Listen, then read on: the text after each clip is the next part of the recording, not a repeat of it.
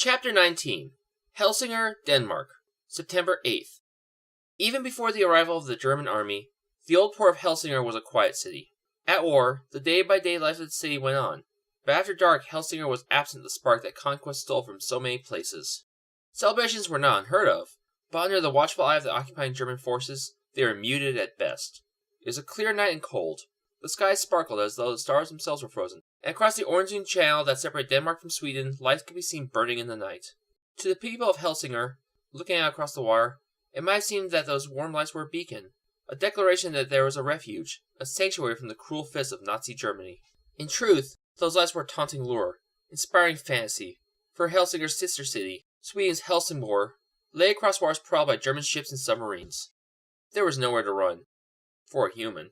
Spike and Drusilla had slipped out of Copenhagen just after dark. Not far from the lair they had made for themselves in the bowels of Christianborg Palace, they had stolen an automobile and simply driven north. Just outside the city, they came upon a roadblock, and without any discussion of strategy, slaughtered the soldiers who stopped them there. There was an officer among them. The uniform did not fit Spike very well, but he managed to keep it mostly free of bloodstains. Drusilla remained in the crimson velvet and lace she had come to favor. His new uniform would be enough of a distraction to buy them the little time they needed. They fed, gorging themselves on Nazi blood to the point where they allowed themselves the luxury of 20 minutes to simply recover from that numbing pleasure. After they were sated and strong, they moved their few things from the stolen car to a German army truck. Spike glanced at his papers, which identified him as Franz Gruber, and nodded contentedly. They would not fool anyone, but they would get close enough for the kill. Drusilla helped them pile the bodies in the back of the stolen cart and drove it off into the farmland west of the main road. It would remain undiscovered until dawn. More than enough time. It was not very long before they came to Helsingør. There was a checkpoint on the road just outside the city, but consisted of 4 sleepy soldiers. The one who asked for his papers only glanced at them briefly before turning his gaze upon Drusilla. He eyed her hungrily, and she smiled shyly, knowingly, naughtily. The soldiers smiled enviously at Spike, handed back his papers, and slapped the side of the truck for them to continue. The vampire had never had to speak a word of German. Spike would kill them all if necessary, but in a way, he was glad it had not come to that. Much better to get in and out of Helsingør quietly. Also, his mind was preoccupied with thoughts of Skrymir and the necklace of the Breezings. His body felt charge of power he had felt with him only once before. He had killed a slayer and drunk her blood, a powerful thing. Yet now that it was done, he recalled Skrymir's warnings and realized that killing the girl might have been foolhardy. He and Drusilla had not, technically, kept up their end of the bargain. One way or another, however, he would see to it that Skrymir kept his. So it was that they traveled mostly in silence, even as they approached the harbor area of the creaking old port city. "It's like a bloody ghost town," Spike said, frowning as he peered through the windshield, bent forward slightly. "Haven't seen a soul about who isn't in uniform." Drusilla did not respond. As he slowed the truck and turned to drive along the wharfs where fishing boats and military vessels were moored alongside one another, Spike glanced over to see her sulking, arms crossed, staring wide-eyed off into some infinite universe only her eyes could see. "Don't be like that, pet," he chided. "Look, we're on the last leg of our little journey here. We do a quick jaunt across the sound here, ramble about the Northland, do a bit more mountain climbing. We'll see our old mate Skrymir and get your sparkly trinket, and everybody's happy, yeah?" With a dour expression, Drusilla regarded him out of the corners of her eyes. Spike wondered if she felt the same concerns as he did about Skrymir coming through on their deal, or if she had simply intuited her own thoughts on the matter. "I don't want to ramble any more," she said, in a hurt little girl voice that both irritated and enthralled him. Drusilla pouted, and her hands came up to twirl and dance in front of her face, as if she were caressing the air, or painting it with colors only she could see. From what Spike knew, that last might not be far from the truth. "I'm tired of trucks," she said grumpily, her lower lip pooched out. "We've driven smelly, noisy, falling apart lorries halfway round the world this trip. They make my eyes hurt, and my head's all static. When we're done with the demon, I don't want to ride in trucks anymore. Not ever." Spike downshifted and the gears ground on the truck. He braked and it shuddered to a smelly, noisy halt. He understood this new aversion of Drusilla's completely, but it was not as though they had had much choice. The easiest thing would have been to say nothing, or simply agree to her condition and let go. But Spike felt, somehow, as though he had let her down. "Come on, Drew, it's not that bad. And what else were we to do? We're in the middle of a bleeding war, aren't we? You want to be inconspicuous, the average luxury auto just isn't going to do the job, right?" "No more trucks," she said simply. "After we get Freya Strand, then, all right? My baby says no more trucks, then that's it. No more." "Even the road hates them, and the fumes make the air scream." "Can't have that," Spike agreed. Drusilla seemed to perk up then. She sat up a little straighter, and a tiny smile touched the corners of her mouth. Her hand stopped fluttering and glided across the cab of the truck to touch Spike's arm. Her fingers traced their way up to his face where she stroked his cheeks and nose, ran her fingertips over his closed eyes, and then slipped them into his mouth. Spike kissed her hands and ran his tongue along her fingers. He felt a surge of desire and reached out for her. As he did, though, his eyes flicked open and he had to force himself to remember where they were. There was rarely a bad time or a bad place for the two of them to ravish one another, but this was an exception. 20 yards ahead there was a small building. Once upon a time it had probably been the harbor master's office and quarters. Now it was a guard shack for the German soldiers who had been assigned to watch over all the vessels that went in and out of the harbor. Even now, a quartet of soldiers eyed the truck warily as they approached from the building. 2 had machine guns out, though the man in front, probably the ranking officer, had only his sidearm. Several others on watch along the wharves were also moving cautiously toward the truck, machine guns held ready. "Damn," Spike muttered. "We drew a bit more attention than I'd hoped, just sitting here like a pair of idiots." Drusilla ignored his words and the danger that surrounded them, her hands trailing down his body, fingers tracing his most sensitive spots, those she knew quite intimately. "And no more war, either," she whispered. "It's gotten inside me now, through my eyes and ears and nose, leaking through my skin. It can be a great deal of fun, war, but I've had my fill for a while. I think I should like to go to South America after all. The humans are so pretty there, dark and glistening flesh, and they celebrate the dead. They'll love us in Rio, Spike. I just know they will." The officer with the gun tapped its barrel on the driver's side window. Spike rolled it down and the man barked at him in German. The vampire smiled. With a sudden lunge, he grabbed the man by the throat with one hand and yanked the gun away from him with the other. He shot the German officer in the head and tossed the gun on the seat. The other soldiers opened fire and the windshield and passenger window exploded in a shower of glass shards. He and Drusilla ducked. Spike started up the truck. Drusilla grabbed the gun, grinning at it as though it were an infant child. With the truck in gear, Spike drove right through the small building at the end of the wharf. The roof collapsed down upon them, but 3 walls remained standing. It was dark in there. The soldiers came in after them. 20 minutes later, they were putting out to sea in a small fishing boat that had been converted to use by the German army. German ships in the harbor weren't likely to stop one of their own. Spike cursed angrily as he steered the vessel. There were bullet holes in his uniform and bloodstains all down the front of it. That was all right, though. Sweden was only 3 miles away, and he was sure he could get another when they docked. London, England, September 12th. The dead had been removed from the house on Great Russell Street. Some of the damage had been repaired. No one in London paid any mind. The rest of the city had its own problems, with the Luftwaffe continuing to prey upon Londoners. The Blitz had started on September 7th, but that was only the beginning. Hitler's plan regarding the British had become painfully clear. He meant to bomb them into submission. But the German leader did not understand the English. That much was clear. If he had, he would have realized that with every bomb that fell, every son or daughter killed, every building razed to the ground, the people of Britain grew ever more resolute. He hoped to crush their spirit. Instead, he had given them the tool for an unprecedented unification of purpose: hatred. What was meant to be the final blow in a war that had been filled with German conquest was, rather, the first salvo in a new war, a war Adolf Hitler could not win. Within the walls of the headquarters of the Watchers' Council, a similar atmosphere had developed. The call had gone out to watchers who had retired, as well to the families of those who had served in the past but were now gone forever, and to watchers already serving as scholars or trainers far abroad. Come home. The war had claimed many casualties, and it was time to rebuild, to bolster the ranks. Skrymir was defeated, but not dead. Spike and Drusilla had disappeared. The forces of darkness thrived out there in the night, and the Watchers' Council must oppose it. Still, there was much to do. According to reports from operatives working in secrecy in Copenhagen, Jena Narvik had been found wandering in the streets after curfew, and nearly shot before it was realized that she was quite mad. She was in a Danish asylum, and would remain there until the Germans were driven back, or the council managed to arrange a serendipitous release that would only mean moving her to an asylum here in London. There had been no word of the slayer, or the discovery of her corpse. The mere fact that Eleanor had been chosen was enough to confirm Sophie Cartensen's fate, but efforts were being made to establish the chain of events that led to her death and the whereabouts of her body. Those members of the board of directors who had survived had a Herculean task ahead. Council losses had been catastrophic. The process of rebuilding would take time they could not truly afford. Training and education were sorely needed. There was not enough trainers and educators left to go around, but somehow they would prevail. "We will prevail," John Travers told himself. The vow was not only to himself, but to the spirit of his murdered father, whom he firmly believed was watching over him, even now. The room on the 4th floor had been returned to its original purpose. John stood outside the meeting chamber beside Ariane de la Croix, and struggled against the urge to reach out and clasp her hand, to comfort her. He believed that Ariana would not mind. In truth, he felt certain she knew that he had feelings for her, and that she also cared for him, but now was not the time. They had been there in the hall, staying well clear of the damaged stairwell, for nearly half an hour when the door at last opened and Marie-Christine Fontaine appeared from within, looking as haggard and tired as they all felt. The woman whom his father had so admired, and whom he knew had felt the same in return, smiled kindly at John. In that moment, he thought they both felt a resurgence of their initial grief at his passing. In the depths of that grief, his loyalty to the council had been forged anew, stronger than ever before. Harold Travers had given his life to the Watcher's Council, quite literally. John would do the same. This was a war never to be taken lightly. The things in the shadows were never to be underestimated, their capacity for evil never forgotten. The rest of the world was ignorant, yet it was that very ignorance and innocence that the council was sworn to preserve. "You may come in now, John," Marie-Christine said softly, her voice a bit raspier, perhaps on the verge of a cold. "The directors have agreed to speak with you as well, Ariana." The girl smiled cautiously and reached for John's hand. She took it and squeezed, just for a moment, before letting go.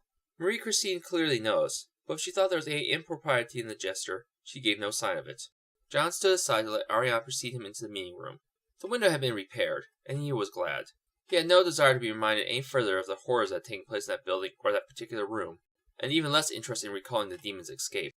His attention was drawn to a long table at the center of the room by the sound of Sir Nigel clearing his throat. The old man seemed to have shrunk in John's estimation, to have collapsed in on himself in some way. He had been old before, but had never seemed less than hale and hearty. Now there was a sunken quality to his countenance, and his eyes were moist all the time. But when he spoke, his voice still held all the power it had always had. "Please sit down, Mr. Travers. Miss Delacroix." Ariana looked nervous. She glanced over at John, and he tried to reassure her with a slight nod. There were only 5 watchers in the room aside from himself. There were 2 men besides Sir Nigel. Both were retirees who had been called back into the fold. The other new face was a woman John had seen before, but only briefly. She had apparently been on a research trip to the South American rainforest during the entirety of those dark days of 1940. Giles was her last name, he thought, though they had never been introduced. All 5 directors were seated on one side of the table, and Marie-Christine gestured for them to sit on the other side. John first pulled out the chair for Ariana, and then sat down beside her. He could practically feel the nervous energy pouring from the girl. "Mr. Travers," Sir Nigel began, "let us first say how sorry we are for the loss of your father. It is a sentiment we have likely expressed to you before individually, but at this time we find ourselves particularly missing his wisdom and sage counsel." "Thank you, Sir Nigel." "It is our hope, young man." "It is our hope, young man, that you may one day sit at this table in a more official capacity," Mrs. Giles told him. "Your family has been involved with the council for generations. Your recent actions would have made Harold exceedingly proud." John flushed a bit and repeated his thanks. "We have a great deal of business to conduct, so you'll pardon us if we dispense with certain niceties in the processing of your request," Sir Nigel ventured. "Of course," John agreed. As one, the entire board focused their considerable attention upon Ariana. The girl stiffened slightly, shifting in her chair, but she did not drop her gaze. She looked at each of them in turn. "We have a difficult road ahead of us," Sir Nigel said. "I am certain you are aware, Mr. Travers, of the trials that await the council. New watchers need to be recruited and trained, new operatives hired. A massive search must be made for potential candidates we ascertain might one day be chosen to become the Slayer. I don't believe I have to tell you how unlikely it will be that such information will ever be released to any hands but those of the directors." This time, however, Sir Nigel did not wait for a response. He had, indeed, dispensed with the niceties. "You are a very young man to be charged with this task, John, but we place our faith in you as your father's son, and as a bold and decisive man of action. The directors have decided to place you in charge of the hiring of new agents for our operations branch." John blinked, nothing short of astonished. "Sir Nigel, I am honored.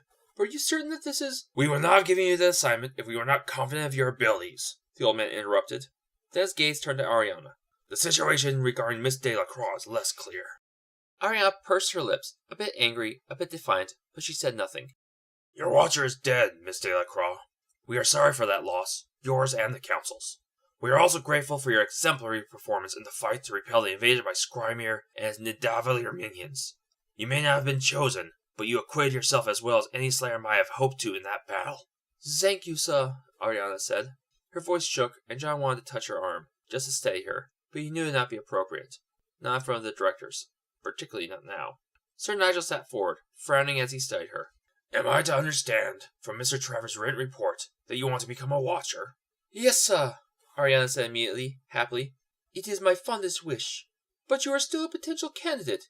You may yet be chosen," Mrs. Giles added. "Yes, madame," Ariana replied. "I would continue training as a Slayer for at least 1 year to 18 months, until the council determined I was past the point where I was likely to be chosen. During that time, though, and starting as soon as possible, I would like to begin studies to become a watcher." For what seemed a very long time, no one spoke. John understood why. As far as he knew, this was the first time such a request had ever been made. Several Slayers in waiting who had not been chosen had been asked to join the council as watchers over the years, but he had never heard of one who had made the request herself. At length, Sir Nigel let out a long, rasping breath. He glanced at the other four, and in turn, each of them nodded. Marie Christine was the last to give her assent, and she smiled at John as she did. "We are agreed," Sir Nigel declared. "You are a courageous and quick-witted young woman, Miss Delacroix. We would be proud to count you among our number. You will continue your training as you suggested, but you will also embark upon your studies immediately. For the time being, Mr. Travers will act as your watcher as well as beginning your education." Ariana blushed a moment, glancing away. "I will oversee your unique situation myself," Sir Nigel added. "I have no doubt that you will continue to prove quite an asset to the council." John knew it would be a great deal of work, handling his many assignments, but he also knew that everyone involved would be working tirelessly to save the council. Plus he would have all the time in the world to spend with Ariana. That was the best of all, for he had admitted to himself the previous morning that he was falling in love with the girl. For her part, Ariana was obviously excited and pleased, but was unable to prevent herself from blurting out the one final question that was on her mind. She had asked John, but he did not have an answer. "What about Eleanor?" she asked. "Where will she be sent? Who will be her watcher?" "Ariana," Marie Christine chided, "this is really not the time, nor is it your place to—" "Actually, Miss Fontaine," Sir Nigel interrupted, "the girl's question is quite pertinent." Marie Christine frowned as she looked at him. "She and the Slayer have become close. Miss Delacroix merely wishes to know if they are now to be separated," Sir Nigel said kindly. "The answer is no. The Slayer will remain here in London for the foreseeable future. As our own watcher was also killed, you are indeed correct that a new one must be appointed. Given our current circumstances, it is vital that this watcher be the best the council can provide. That is why the board of directors, or most of us in any case, have determined to assign Miss Marie Christine Fontaine to the Slayer as her watcher." John blinked in surprise, then turned to see that Marie Christine looked even more astonished than he did. As far as he knew, assigning a member of the board to be the watcher for the current Slayer. Extreme measures, true, but as he looked at the faces gathered on the table, as he thought about how brave and skilled Eleanor Boudreau was, and how wise her new watcher, as he considered the courage and beauty and intelligence of the girl beside him, the girl with whom he would be spending nearly all of his time from then on, John was gifted with a tiny flash of prescience of his own. They would do it. Somehow they would find a way. It was all going to work out just fine. Galdhøpiggen, Norway, September 14th. It had all gone to hell. The diminished, weakened Skrymir sat upon the high chair in his throne room, a mere shadow of his former self. With his essence partially dissipated, his control over the ice was minimal. He could not summon the moisture with the power he had once wielded, and so his body, the frozen shell he wore, was a sliver in comparison to the hideous, horrifying, masterful visage he once presented. Torches burned to light the chamber. Several living humans whimpered in agony within their hanging cages. The griffin still lazed by the throne, chained there and apparently still content. Darkling servants still bathed in obeisance whenever they were in his presence, but he knew they whispered about him when they left the room. All of his many guests, his friends, had departed soon after his return from London. They had seen him, sensed the depth of his defeat, understood how wretched a creature he had become in just a very short time, and they promptly abandoned him, with barely a whisper of goodbye, and not a moment of consideration for his injuries or desires. His guests went down the mountain and returned to the world, better to face a continent at war than to have to look into the eyes of one so ruined. For ages, Skrymir had plotted. Once upon a time he had held true power in his grasp. Godhood. Thousands upon thousands worshipped him. Then there came a new age of reason unto man, and Skrymir had withdrawn, confused, disheartened. When once more he emerged and began to learn about the world of man, he determined to take back what he had once had, and more, to create a realm of chaos and evil, all under his rule.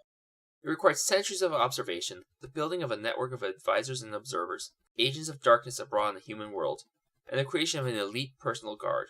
Among the races of demons that still walk the earth, as well as among the vampires and other monstrous tribes, he had earned respect, even awe. His plan hinged upon one thing and one thing only. If he could rid the world of the Watcher's council, destroy the Slayer and many of her heirs, throw forces of light and order into total disarray, then the force of darkness would be his to command. He would truly have been the Lord of Demons.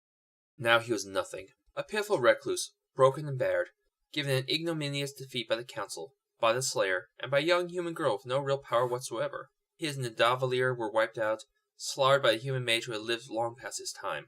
Perhaps a dozen of the creatures, those too young or stupid for him to trust enough to take along with him in battle, still lived within the walls of Skrymir's stronghold, and even they were unlikely to remain for very long.